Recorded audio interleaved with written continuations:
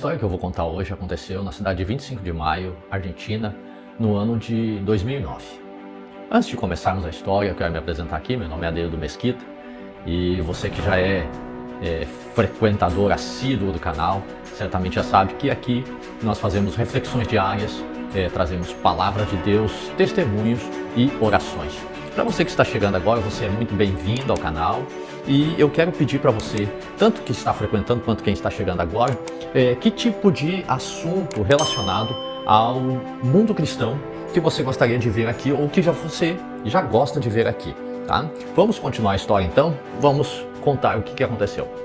Teve um fato ali que gravou muito no meu coração a reação de um determinado irmão que eu precisei falar com ele acerca da sua vida espiritual. Eu cheguei ali e como o antigo missionário, ele atendia diversas igrejas, ele muitas vezes ficava alguns meses sem conseguir comparecer até a cidade de 25 de Maio.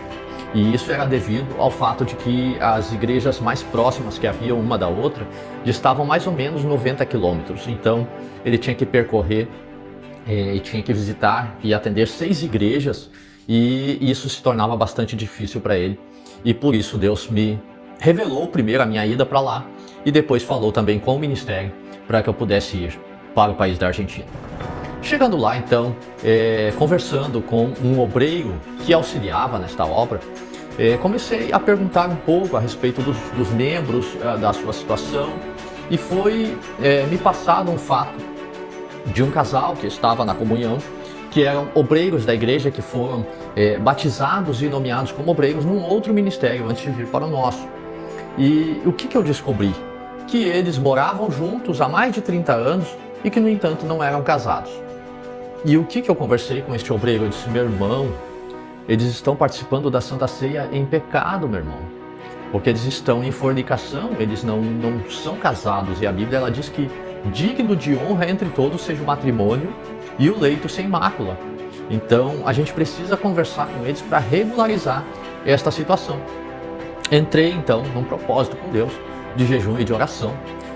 Marcamos um dia, entramos em contato com este casal e eles moravam longe do povoado, porque era uma cidade com uma população bem pequena, 16 mil habitantes, mas o tamanho, a extensão da cidade era bem grande. Então tinha a parte central, onde havia uma praça bem no centro da cidade e ao redor da praça estavam os principais estabelecimentos. Para você ter uma ideia, a única agência bancária estava ali, o correio estava ali ao redor da praça, a prefeitura, a delegacia de polícia, o hospital e o mercado, que era o maior mercado que tinha ali, era bem de frente para a praça também. Tinha uma escola secundária e um pouquinho mais para frente tinha uma escola primária, tudo próximo àquela praça central ali da cidade.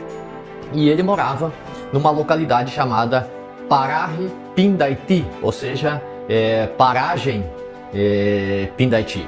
E ele ficava mais ou menos a pé 2 horas para chegar até a igreja, né? Eu consegui um carro com o irmão e fui até lá.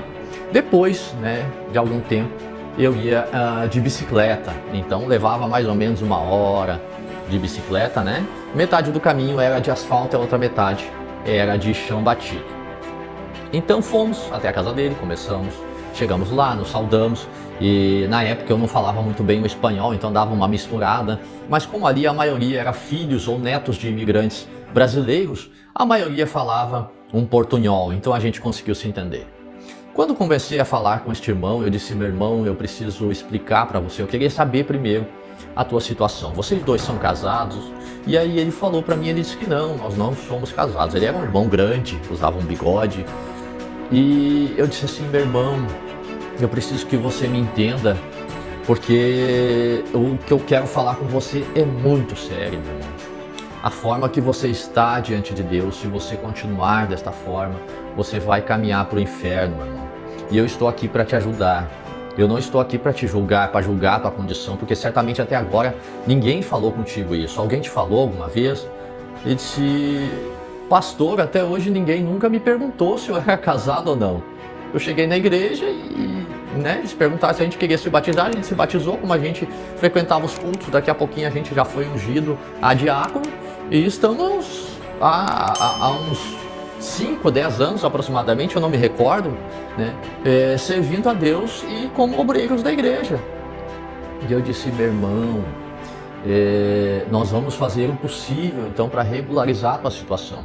Ali no país da Argentina, principalmente nas zonas rurais, eles têm uma prática, que é a prática das primícias, ou seja, o primeiro animal que nasce de um animal, de uma criação deles, os primeiros frutos de uma árvore que eles têm, eles tiram e levam para a casa do pastor, seguindo a orientação que está lá no Antigo Testamento.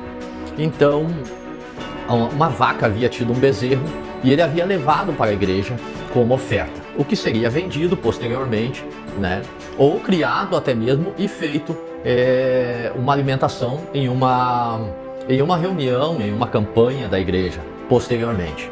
Então, o que eu propus para esse irmão? Ele disse assim, meu irmão, o que nós vamos fazer então? Nós vamos pegar este mesmo bezerro, irmão, que você entregou, e nós vamos utilizar os recursos dele para pagar o teu casamento, para poder agilizar a questão do teu casamento.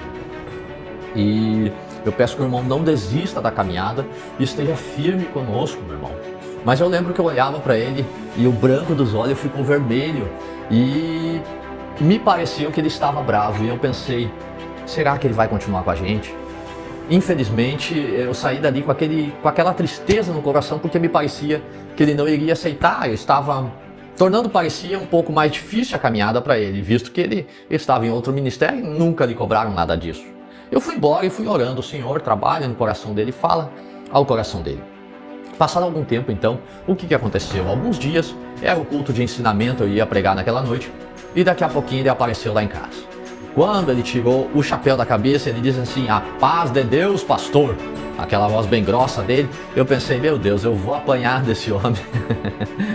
E fui lá, puxei uma cadeira, trouxe um mate argentino ali para nós tomar. E quando ele sentou e ele começou a conversar, ele disse assim, pastor, depois que o senhor saiu de lá, eu posso dizer para o senhor, eu fiquei muito bravo com aquilo que eu ouvi, mas eu fui conversar com a minha esposa e a gente conversando a respeito da nossa situação, eu caí em mim.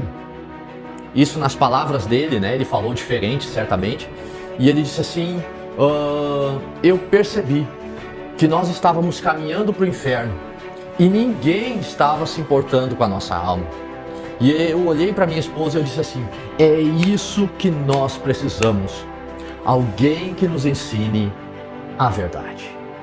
A reação deste homem fez o meu coração transbordar de alegria e foi uma aula de humildade. Poucas pessoas em todo esse tempo de fé, 25 anos que eu sirvo a Deus, reagiram da maneira que ele reagiu. Ele saiu da Santa Ceia, mas ele não deixou de participar dos cultos. Na sua maioria, ele ia 2 horas a pé. Para voltar, ele contratava um remis, que é como se fosse um táxi, porém um carro particular que era pago para a pessoa, ou a gente conseguia ajudar também para pagar o seu remis para voltar para casa. Mas ele não deixou de estar conosco e nós começamos a apoiá-lo nesse sentido. Então, meu irmão, minha irmã, quando você escutar alguma coisa que mostre o seu erro, a sua falha, siga o exemplo deste irmão. Você não precisa reconhecer na hora, pode até ficar bravo. É difícil, a Bíblia diz que ninguém ao ser repreendido se alegra. Pelo contrário, se entristece. Mas a tristeza, segundo Deus, produz arrependimento para a salvação. Agora, a tristeza, segundo o mundo, ela produz a morte. Que Deus te abençoe com essa história. E se você quiser ouvir mais conteúdo como esse ficou um vídeo bem comprido até, mas se você também quiser deixar seu pedido de oração, tem uma situação semelhante de repente, ou algum outro tipo, deixe seu nome, seu problema nos comentários aí e nós vamos estar orando uns pelos outros. Que Deus te abençoe, até nosso próximo vídeo, se Deus quiser.